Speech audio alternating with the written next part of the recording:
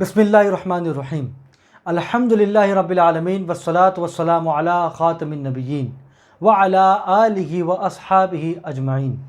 आइए नाज़रीन, आज के इस एपिसोड में इंशाअल्लाह हम सूरह बकरा आयत नंबर 47 का उर्दू तर्जुमा, जो कि सैयद आला हज़रत और दीगर तर्जुमा करने वालों ने जो तर्जुमा किया है, उसका तक़ाबुली जायज़ा व कंपैरिज़न हम इंशाअल्लाह पेश करेंगे।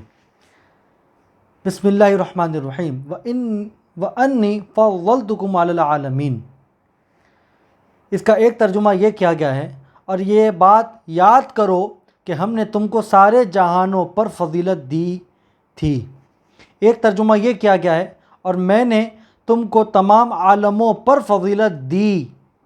एक तर्जुमा ये किया गया है, और ये कि मैंने तुमको जहान के लोगों पर फजीलत बख्शी।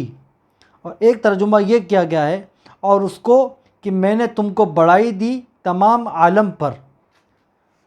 एक तर्जुमा ये किया गया है, और इस बात को याद करो कि मैंने तुमको तमाम जहान वालों पर ख़ास बर्ताव में फ़ौक़ियत दी थी। नाज़रीन, आपने गौर किया होगा कि यहाँ पर जो अल आलमीन का जो तर्जुमा किया गया है, वो ये किया गया कि तमाम आलमों पर, तमाम जहान के लोगों पर। तो इस आयत का पस मंज़र दरअसल ये है कि यह आयत हुज़ूर अकरम सल्लल्लाहु अलैहि वसल्लम के ज़माने में जो यहूदी थे, उनके हक़ में ये आयत मुबारका नाजिल हुई है। और यहूदी बनी इसराइल जो हैं, वो हज़रत याक़ूब अलैहिस्सलाम के औलाद में से हैं, और हज़रत याक़ूब अलैहिस्सलाम हज़रत इब्राहीम अलैहिस्सलाम के पोते हैं। और यहूदी जो हैं, बनी इसराइल जो हैं, वो हज़रत इब्राहीम अलैहिस्सलाम की शरीयत को मानने वाले थे। अब आइए हम ये समझते हैं कि ये तर्जुमा जो ये लोगों ने किया है, उसमें क्या ऐसी कमी है, क्या ख़राबी है कि हम कंपैरिज़न कर रहे हैं। उसमें ख़राबी ये आती है कि यहाँ पर ये लोगों ने जो तर्जुमा किया है, वो तमाम आलम किया है, तमाम जहान के लोग पर हमने तुम्हें फ़जीलत बख्शी। इसमें चंद एतराज़ात वाक़ई ये होते हैं। पहला एतराज़ ये है कि तमाम आलम यहाँ पर किया गया है। आलम में तो फ़रिश्ते भी आते हैं, क्योंकि आलम 18,000 आलम है। तो क्या बनी इसराइल और यहूदियों को उस वक्त, उस ज़माने में, क्या उनको फ़जीलत जो है वो फ़रिश्तों से भी ज़्यादा मिल गई थी? हालांकि ऐसा नहीं है। दूसरा एतराज़ ये है कि यहाँ पर इन लोगों ने बोला कि तमाम आलमों पर हमने तुम्हें फ़जीलत बख्शी। तो क्या वो जो फ़जीलत उन्हें दी गई थी, क्या वो उनकी फ़जीलत अब तक बाकी है? हालांकि उम्मत मुहम्मदिया जो है, उन्हें फ़जीलत ज़्यादा है, और अब उनको फ़जीलत दी गई है।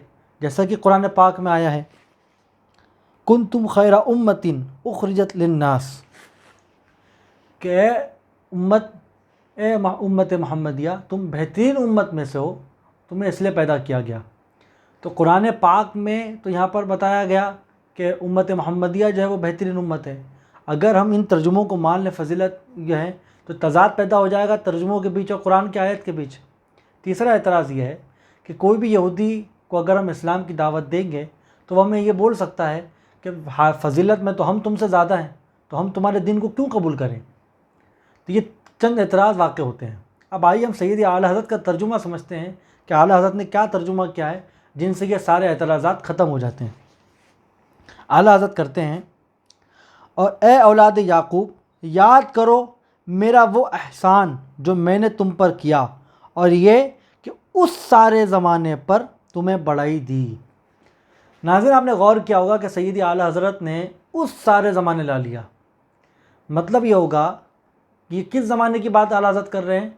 जो हज़रत इब्राहीम अलैहिस्सलाम के ज़माना स्टार्ट हुआ, वहाँ से लेकर हज़रत ईसा अलैहिस्सलाम तक, जब तक शरीयत इब्राहीम अलैहिस्सलाम मनसूख नहीं हुई थी, और जब हज़रत ईसा अलैहिस्सलाम का दौर शुरू हुआ, तब हज़रत इब्राहीम अलैहिस्सलाम की शरीयत मनसूख हो गई, और जो बनी इसराइल को जो फ़जीलत दी गई थी उस दौर में, वो वहाँ पर ख़त्म हो गई। तो यहाँ पर उस ज़माने लाकर आला हज़रत ने हज़रत इब्राहीम अलैहिस्सलाम के ज़माने को इशारा किया है। अब हम ये समझते हैं कि सैयद आला हज़रत ने उस ज़माना का तर्जुमा कहाँ से किया। आपके सामने किताब की इबारत पेश करता हूँ, तफ़सीर तबरी। व अन्नी फ़ज़्ज़लतुकुम अलल आलमीन मख़रुजुल उमूमी व हुवा युरीदु बिही खुसूसन लिअन्नल माना व अन्नी फ़ज़्ज़लतुकुम अला आलमी मन कुन्तुम बैना ज़ाहिरिही وفی زمانہ۔ یہاں پر مراد یہ ہے کہ العالمین کا ساری کائنات، تمام عالم، تمام جہان کے لوگ ترجمہ نہیں کیا جائے گا۔ یہاں پر وہ خاص زمانہ جو شریعت ابراہیم کا زمانہ تھا، وہ خاص زمانہ لیا جائے گا جو حضرت عیسیٰ علیہ السلام تک تھا۔ وہ زمانے میں انہیں بنی اسرائیل کو، یہودیوں کو فضیلت دی گئی تھی۔ آئیے اور ایک کتاب تفسیر ابن کثیر، علامہ ابن کثیر کی ہے، اور یہ کتاب امہات التفسیر میں سے ہے، اور یہ کتاب کو وہ لوگ بھی مانتے ہیں جنہوں نے یہ ترجمہ کیا ہے۔ اس کی عبارت میں آپ کے سامنے پیش کرتا ہوں۔ ورویہ عن مجاہد والربیع بن انس وقتادہ واسماعیل بن ابی خالد نحو ذلك ويجب الحمل على هذا لأن هذه الأمة أفضل منهم لقوله تعالى خطابا لهذه الأمة كنتم خير أمة أخرجت للناس تأمرون بالمعروف وتنهون عن المنكر وتؤمنون بالله ولو آمن أهل الكتاب لكان خيرا لهم۔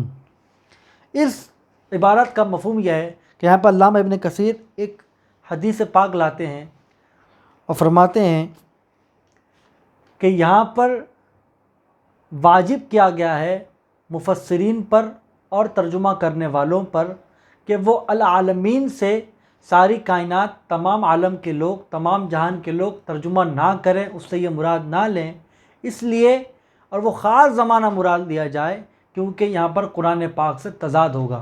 اور اس کا وجہ یہ بتائی گئی ہے کہ امت محمدیہ جو ہے وہ افضل ہے، وہ فضیلت والی ہے دیگر امتوں سے، اور قرآن پاک کی وہ ثبوت کے طور پر پیش کرتے ہیں کنتم خیر امت اخرجت للناس، یعنی اے امت محمدیہ، تم بہترین امت میں سے ہو اور تمہیں اس لیے پیدا کیا گیا کہ تم اچھے کام کا حکم کرو اور برے کاموں سے روکو اور اللہ پر ایمان لاؤ، اور ان کے لیے بھی بہتر ہوتا کتابیوں کے لیے اگر وہ ایمان لاتے تو۔ یہ یہاں پر عبارت لائی گئی، اسی لیے سید اعلیٰ حضرت نے اس زمانے ترجمہ کیا، اور اعلیٰ حضرت نے تمام عالم کے لوگ اور تمام جہان کے لوگوں کا ترجمہ نہیں کیا۔ اور ایسی ہی عبارت تفسیر جلالین، تفسیر بیضاوی، تفسیر ابن جوزی اور تفسیر در منصور میں بھی ایسی عبارتیں آئی ہیں۔ جزاک اللہ۔ انشاءاللہ اگلا ایپیسوڈ اگلی آیت کے ساتھ۔